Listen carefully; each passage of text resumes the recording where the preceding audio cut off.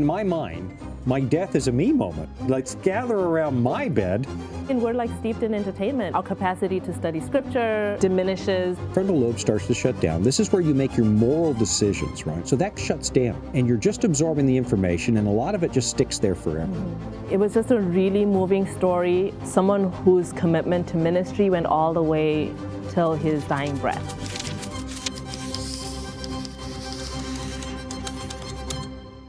If you've been looking through YouTube for the best content anywhere in the universe, you've landed on it. You can stop scrolling now. This is Unscripted from the good people at the Adventist Review. I'm Shawn Boonstra. I'm Sikhu Dako. And we work for the good people at the Adventist Review. And we're looking today at some of the things that you can find at AdventistReview.org. And some of the things maybe you can find in the print edition of the Adventist Review as well. But I think today we're talking about things that are largely in the weekly online content. And that content gets refreshed all the time, right? There's always something new to look at. There's every single day. I mean, if you have Adventist Review as your, what's that, the web page that you go to? Your That's the one, yes. Yeah. If you have it as your homepage, every day that you go there, there'll be new content. We have news from all over the world. We've got features, just something new, something fresh that will spiritually revive you for each day. And really, it's everybody's best chance to find out what's really going on in not just the local church, but the world church. Yep. Right. This is an enterprise. I mean, how old are we now? Like 170? 1849 is when we started. Were you there? I was. No, you weren't there. No. My kids would think I was. Your kids think you were there when. Did you help James White? Yeah. But you know, the challenge that we've got is it's a world field, 13 divisions, how many languages, and so on. And you are sort of, Sikhu heads up a lot of the editorial, she heads up the editorial process for the print and online and so on. And sort of curating that content with a global world audience in mind, that's challenging, isn't it? It is. I mean, we're always looking for people to write for us from all over the world. Yep. You know, we're based in North America, so a lot of times the content ends up being North America based. One positive that we have is North America is quite diverse. So we get people writing from different parts of the world who have emigrated here, but it would be really great to hear more from people on the ground talking about issues that are germane to their experience in their context as Seventh-day Adventists. We get a bit of that, not as much as I would like to see, but as even with the content coming from North America, we're always thinking, does this apply to a world audience? Or is just this an American conversation? Because we don't want to have American conversations. We want to have conversations that are relevant to Seventh-day Adventists all over the world. Yeah, exactly. So if somebody's watching today and they're like, hey, I don't live in America, and we've got stuff happening, and I'd like to share it, how do they reach out to the Adventist Review? AdventistReview.org. Yeah. .org. Yeah, we have not fed Sikhu today yet. So, no. I'm not on the web. I just edit. Okay.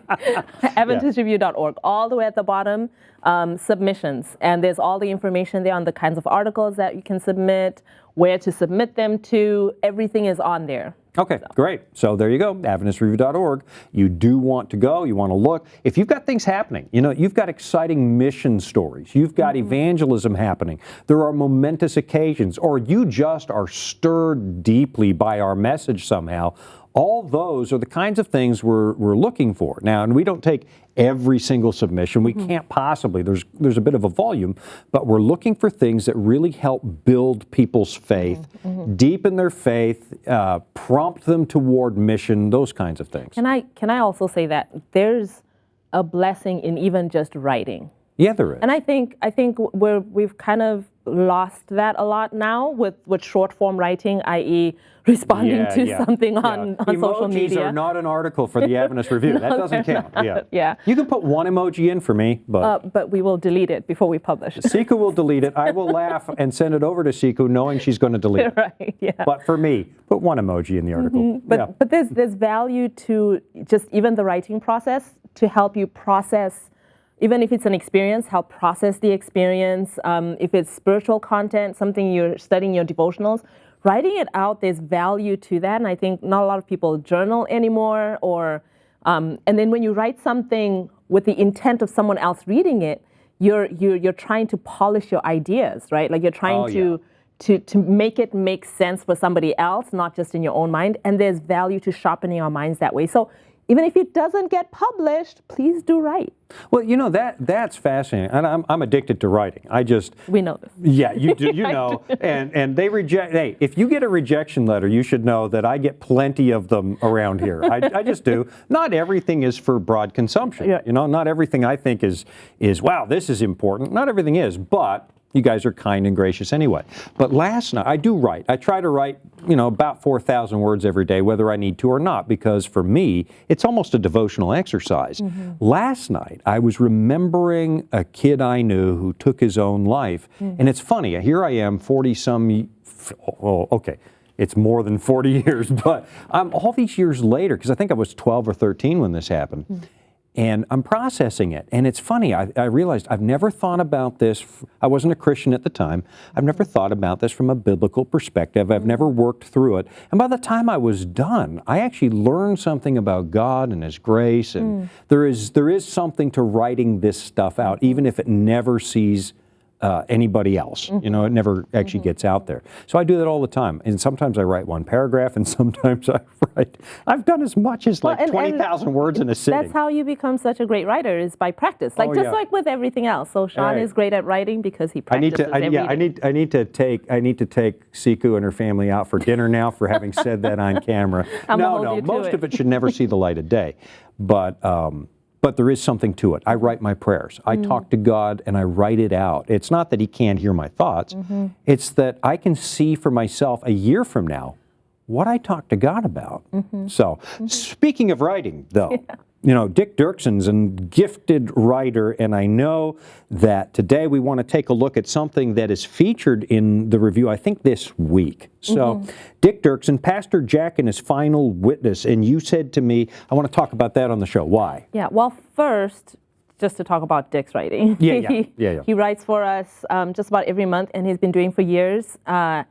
He writes a story, and it's kind of like, as I've been complaining about people not writing, the art of crafting a story in a way that captivates attention. You know, so not just news. You know, just get the facts out there, but painting a word picture. He's got a gift. He's got a gift. He does a great job of that. And in this one in particular, it's a personal story that he shares about his own brother. It's his brother. It's his Is brother. that evident in here? I don't think okay, we just threw you under the bus, but that makes it even more personal. Towards the end of the narrative, he mentions. Okay. Yeah, it does say that. Yeah. Look at that. I write a lot, but apparently I don't read. And would you know it? They have me edit stuff, and I didn't even see that. I'm ashamed. Okay. No, don't be ashamed. But I mean, because it's right at the end that it comes out and it makes it even more potent, as you said. Yeah. But it was just a really moving story. I thought about someone whose commitment to ministry went all the way till his dying breath. Well, that's it. And what's funny to me is that this story takes place in the American Southwest, in the desert, where a lot of what we call here in America snowbirds. Those are the Canadians fleeing the winter and spending it in Palm Desert, Palm Springs, Indio, some of these places. I also had a pastor friend who used to go there, and I've lost him. Is the pastor who baptized me. So this really pulled me in, this story. So yeah, he keeps going right to the very end, doesn't he? Yep, yeah. I mean, he, without giving away too much of the story. Yeah, you have to read it, but yes. Yeah. But Cliff Notes version, for the sake of our conversation, you know, he's diagnosed with cancer when he's young, seems to have beat it, and then he comes back and talks about the journey that he goes through. In the process of that, just getting to the last part that really clinched me, in the process of that, of going through treatments towards the end of his life, you know, he's going in and out of the hospital and kind of develops a relationship with one of the doctors.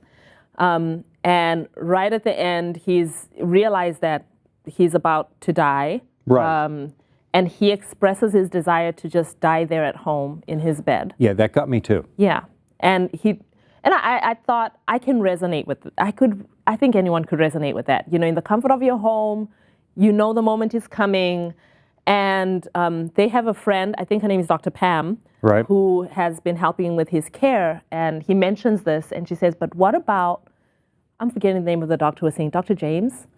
Doctor, yeah, I should know that because I also read the story ahead of time. It's all good. No, I did. Dr. James. Dr. James. Your memory, it's like a steel trap. You got Pam and James and yeah. Okay. Well, she says, but what about Dr. James? Because this doctor is not a Christian. Yeah. And in those final moments where he knows that this is the end, she says, let's just go into the hospital because this will be your last opportunity to witness to him. I just thought that, that's just how incredible. selfless is that? Yeah. I mean, in my mind, my death is a me moment. Yes. You know? I mean, totally. Hey, if there's one time it's got to be all about me, let's gather around my bed, and he doesn't do that. Yep. That's terribly moving. And have you thought about this? I mean, not to get macabre, but I'll tell you, I walk away from a story like this with this question in my mind: where do I want to die? And that's more pertinent for me than you because, look, the gray shows, I've got more miles on the odometer, and I can, if the Lord doesn't come, the one thing that's going to happen, I'm going to die. Yep. It's going to happen. Have you ever thought about where that's going to go down? I've tried to picture it. I have not. My thoughts. You're still young. So. Well, no. I'm very aware that death can happen even at a young age. Yeah. But for me, I've never thought about where I die. Just okay. You think you're macabre. I think about the timing. Okay, and I'm like, okay, so my car. I'm still paying it off.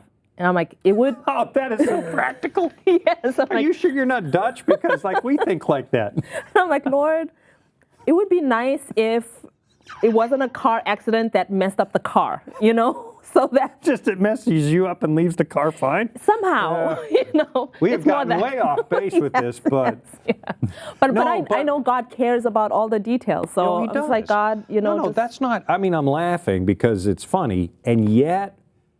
You have to think about those things. And as Christians, final plan, this story, and it's not what the story's about. You want to read the story because of its powerful witness and its emphasis on mission. You need to do yourself a favor and read this. You just do. But I always come away with a whole, 100 rabbit trails from everything that I read because there's enough in the way that Dick writes for me to start applying it to me. And I'm thinking, well, would I ask to go back to the ER so I can share Jesus with the doctor one more time? No, I probably wouldn't. I'll be honest. I don't think I'd be thinking like that, and I've spent a lifetime in evangelism. And I'm thinking, do I want to die in a hospital bed or do I want to die in my home? And I kind of want to die in home. Yeah. This is very selfish, and I know what I'm about to say is wrong, but I've told Jean first that I need to die first. Because I don't know how to function without her. I don't. And most men don't. We don't do that well. If the wife goes first, we tend to not take very long to follow. Men don't deal with it as well. I want to die at home. I want Jean to be there, and I know it's entirely selfish, but my home's my home. Yeah. No, but I have come to understand how kind God is. Right. Even with those such things. So 2 years ago, my brother passed away, and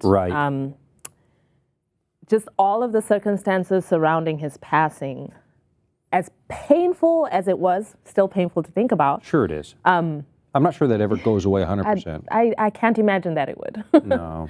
But as painful as it was, I was just overwhelmed with God's kindness in all of it.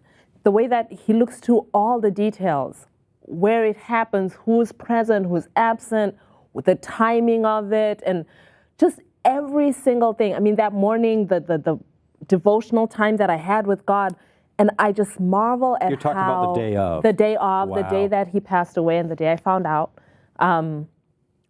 how kind God is with that. So I'm just saying that to say I think God cares about, those little things, like where you are, when it happens, because precious in His sight is the death of His saints. It's Jesus standing at the grave of Lazarus that has me convinced of what you've just said.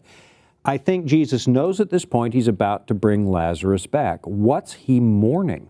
He's mourning the loss, but he's mourning a lot of things. He's mourning his disciples' lack of faith. Lord, if you'd only been here, he wouldn't be dead. And and I believe counsel tells us that at that moment he sees every funeral, all of them at once. Mine, yours, if Jesus hasn't come yet, our parents, your brother. And he stands there weeping for us. He cares about the little details. He's weeping over the pain that sin has brought to this world, not just the loss at that moment. And who else could do that? You know, I often say, look, I think I know how, it's one of the worst things you can say when somebody's grieving. I know how you feel. No, you really don't. Yeah. You really don't. You don't have the same context. None of us feels what others feel with one exception. With one exception. Knows. And, you know, just if I could switch gears just a little bit, just this conversation about feelings and Jesus empathizing, you know, and not just, I mean, it's more than empathy. Like he took upon him everything that we all experience.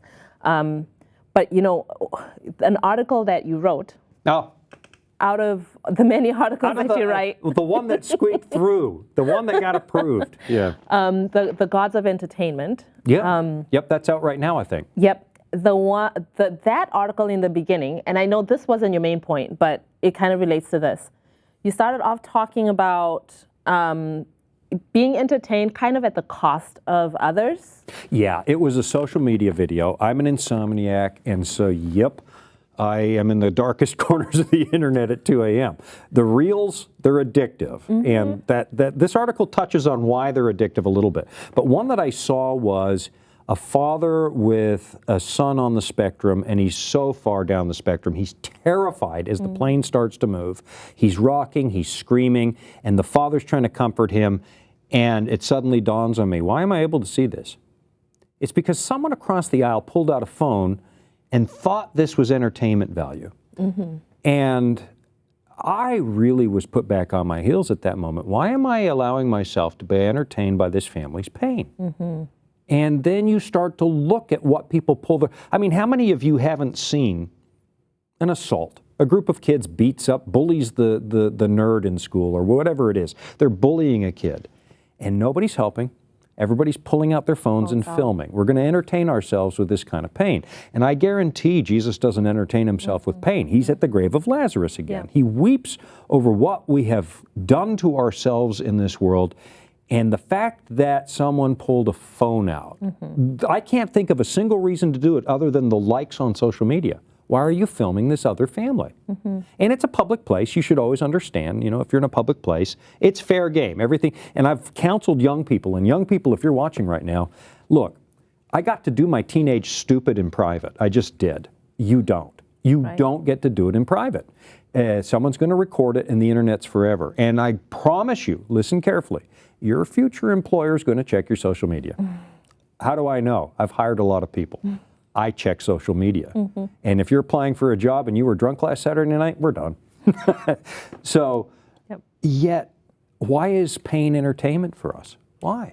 And I mean, when the whole article, like you're talking about entertainment, the gods of entertainment, and how you have a line in there that talks about since when, I think it says something like, since when did entertainment become a human right? Yeah, and that was because the American Congress was debating a merger. And in America, if you're not familiar with American politics, they like to do that. They have antitrust laws. This company's going to be too big. It'll become a monopoly. And Netflix, I think, and Warner Brothers were contemplating a merger. It was two media giants. And I was listening to because I'm a C-SPAN addict. And if you're overseas, C-SPAN is the worst radio on the earth if you're not a political junkie. I happen to be, and I listen every morning. They just play what politicians say without comment. And I'm listening to this debate. This will mean prices will go up, and they're starting to talk about this as if it's food, as if it's a human right. You're going to price people out of their entertainment, and this is a moral wrong. And I thought, wait a minute. Have we become so addicted to amusing ourselves that we don't know how to live without it? That if Netflix goes from, I don't know what it costs, $14.95 a month to $30 a month, you've lost a basic human right? Really? Right. Really? And I marveled. Look, I'm not anti-entertainment. I'm not in the camp, touch not, taste not, see not, because I'd be lying if I said I watch Bonanza reruns when I iron my shirt Sunday night. So there's the truth. What? I don't know. You don't know what Bonanza is? Yeah, okay. You don't know what Bonanza is. Okay. Old Western from the 60s. I see. Okay. Yeah, it's like, it's in the same camp But as you weren't Little even House on the born yet. Prairie. I was born in the 60s. Oh, okay. Barely. Okay. I heard the moon landing in vitro. I actually did. I was in the womb. I was like sixth month or something. Oh, wow. Yeah, I was born in October of 1969, everybody. Don't forget my birthday this year. Just send me something because I'm coming up on 60. All right. But do I like it? Yeah. In college, I had $100 left to my name. And back in the dark ages, that was a ton of money. I know, like $100, you'll blow that in a day. Not back then. I took 2 months to spend that. And I thought, I don't have money for groceries. I don't have money for books, which is what I'm supposed to be spending it on. But I found a black and white 13-inch TV. And I thought, that's what my apartment needs. So I installed it.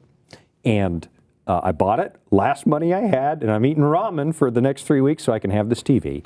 And here's what I discovered. 9 p.m. MASH is on. If you don't know American TV, first of all, I don't believe you. It's on all over the world. Everywhere I go, you turn it on and old American shows are on. But MASH is on at 9 and another MASH rerun at 9:30. And then the news is on at 10, so that's addicting. And then the talk shows, Carson and Letterman and so on, those are on from midnight, 11 to midnight. And then I think 1 o'clock in the morning, the Bonanza reruns would start going, and so I would watch Westerns until... Wait, you were a student? I was a student. Okay. I would watch them till 3 in the morning. The problem I had is that I had a class in symbolic logic at 7 a.m. at the university, and it was an hour away on my bicycle.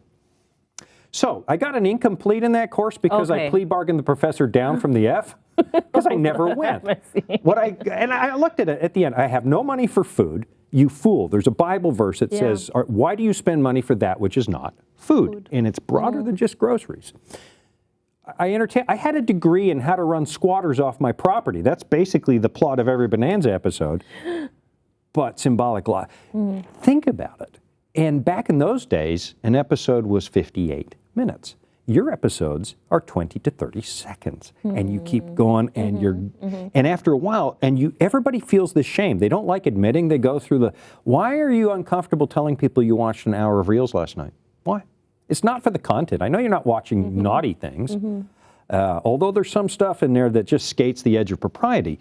But why are you so addicted? What is it, the dopamine hit? What in the world? And how many of us will get to the end of our youth, and you never went out and hiked in the mountains? Yeah. You never, maybe that's not your thing, but... No, you're pointing to, there's this distinction between recreation and entertainment, right? Yeah. Where recreation, there's something reviving about it. So, you can read a book, you can read a book that is recreational. It somehow revives you, your brain you're reading for joy, not for work. Yeah. But you can also read a book just for pure entertainment. You can. There's it's kind of empty calories, I guess, would kind of be the distinction. Oh, okay, that's true. Yeah, and I think, one of the challenges, what I was thinking about when I was reading your article with the scars of entertainment, I think there's a very real need for recreation.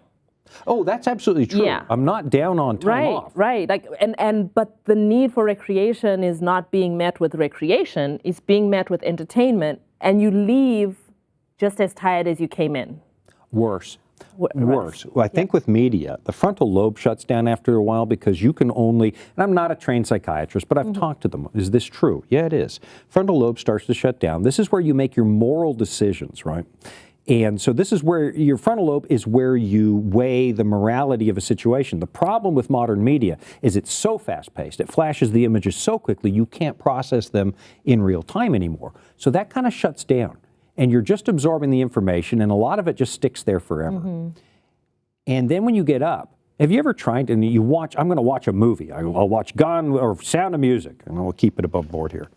But afterwards, have you tried to read right after? You can't. Not well. What happened? Anyway, just a lot to think about there. And this idea that I can watch anything I want and it won't affect me, that's a lie. And you're making excuses. It's not true.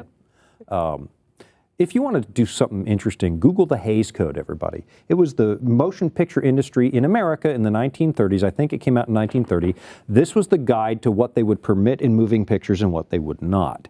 And they said clergy must never be depicted negatively. Drug use, alcohol use must never be shown.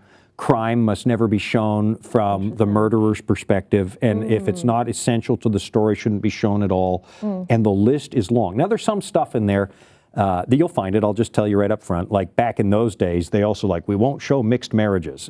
So it is the 1930s. You have to have that in mind. But just do yourself a favor. It's easily available. H-A-Y, Hays Code. Read it. The motion picture. It's easy to find.